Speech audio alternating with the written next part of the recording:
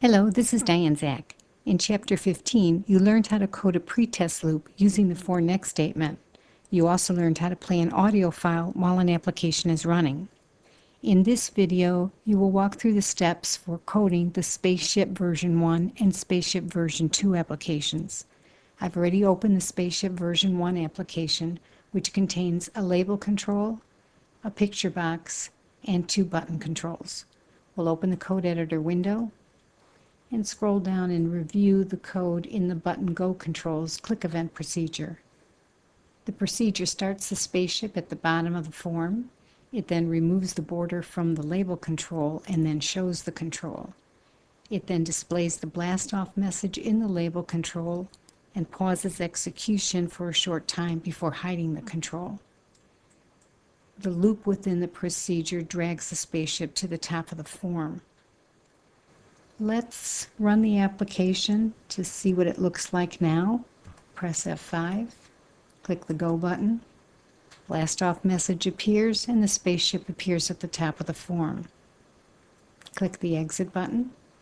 Now let's use a for next loop to have the numbers 1 through 3 appear in the label control before the spaceship blasts off. Type 4. We'll name our counter variable int count. Make it an integer variable and have it go from 1 to 3. Let's change the next clause to next int count. We'll display the int count value in the label control.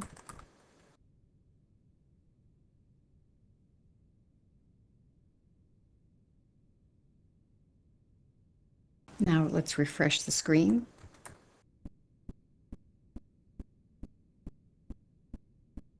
And pause program execution for a half of a second.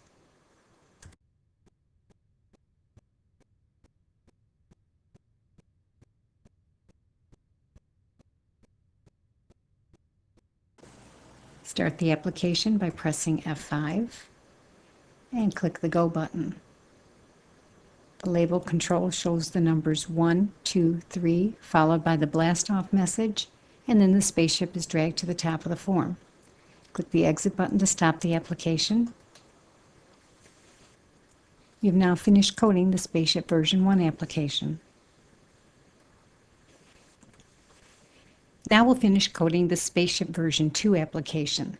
I've already opened the application, and you'll notice that except for the text in the title bar, the interface is exactly the same as the Spaceship version 1 application that you just finished coding. Let's open up the code editor window. Scroll down to view the button Go click event procedure. The only difference between the code in this procedure and the code in the button Go click event from the previous application is that in this application, the procedure is going to count down from 3 to 1 rather than counting up from 1 to 3. Here again, we'll use a for next statement, but this time we'll use a negative step value. This for next statement tells the computer to start counting at 3 and then stop when the int count variable is less than 1.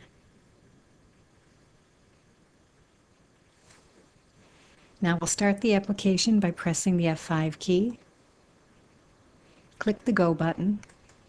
The numbers 3, 2, 1, followed by the blast off message appear in the label, and then the do loop in the procedure drags the spaceship to the top of the form. Now we'll click the Exit button. Now we'll dress the application up by playing the rising zap sound right before the spaceship blasts off. You could do that by using the My Computer feature to play an audio file.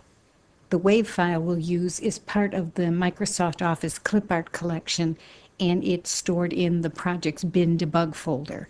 Start the application by pressing the F5 key. Choose the Go button.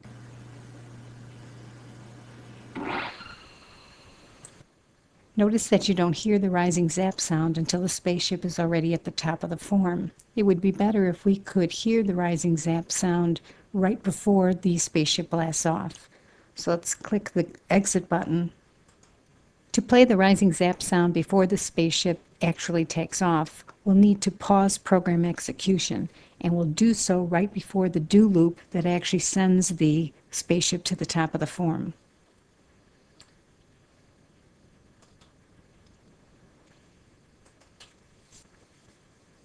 We'll pause program execution for about a half a second. Now let's run the application. Click the Go button.